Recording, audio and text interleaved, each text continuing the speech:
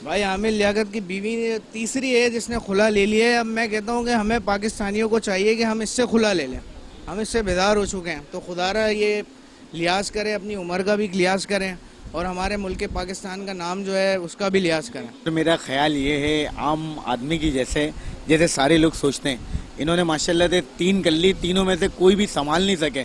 कोई ना कोई वजूहात की वजह से ये कुला इनकी वाइफ देती गई। पहली वाइफ ने भी कुला दे दिया, दूसरी वाइफ ने भी कुला दे दिया, तीसरी वाइफ ने भी कुला दे दिया। अब जो चौथी वाइफ से ये शादी करेंगे तो मुझे लग रहा है कि डायरेक्ट सजा दी जाएगी अब इनको।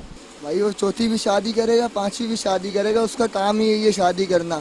आता है शादी करता है छोड़ देता है, आता है शादी करता है छोड़ देता है, उसका काम ही है ये। भाई आप लोग हिदायत करो, सब एक शादी करो, अपना घर अच्छे से बनाओ, उसकी तरह कोई भी नहीं बने मेरा भाई, मैं सबको बता रहा हूँ। सही है भाई? देखें, ये बेसिकली एक गेम है और कहते हैं ना कि अपने आप को उठाने के लिए अपने आप को गिराना पड़ता है, तो वो वही उन्होंने एक गेम खेला है। आमिर लियाकत को कोई फर्क नहीं पड़ेगा तीसरी या तीसवीं शादी हो, ये तो डिपेंड करता है उस लड़की पे कि उसको क्या बेनिफिट्स मिल रहा है। हर लड़की को, आने वाली लड़की को एक बेनिफिट मिलने का होता है, एक ऑफर होती है, वो अवेल करती है। जैसे कंपनी में एग्जीक्यूटिव होता है ना, उसको अच्छी ऑफर आती है, दूसरी कंपनी में स्विच कर जाता है अपनी रेपुटेशन के लिए, अपनी इमेज बनाने के लिए।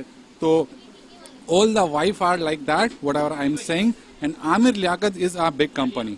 आमिर लियाकत बीवी ने बिल्कुल सही किया, क्योंकि उसकी और उसके दूसरे आमिर लियाकत एज में बहुत डिफरेंस था, और जो चीज़ इस माशरे को समझनी चाहिए, वो अपनी एज के लेवल, जो उसकी एज का लड़का हो उससे उसने शादी करनी चाहिए थी, ना कि आमिर लियाकत। हर चीज़ पैसा नहीं होता, और हर चीज़ जो ना सिर्फ ये अपना एक सेलिब्रिटी से आप कर लोगे तो आप बड़े हो जाओगे, इसका मतलब ये नहीं होता। आपको अपनी एज के मुताबिक शादी करनी चाहिए, मैं ये चीज़ मानता हूँ। तो आमिर लियाकत ने साथ शादी करना बेवकूफ़ी थी। भाई आप एक काम करो, आप एक को क्या, आप तीनों को छोड़ दो, आप किसी के भी काबिल नहीं हो।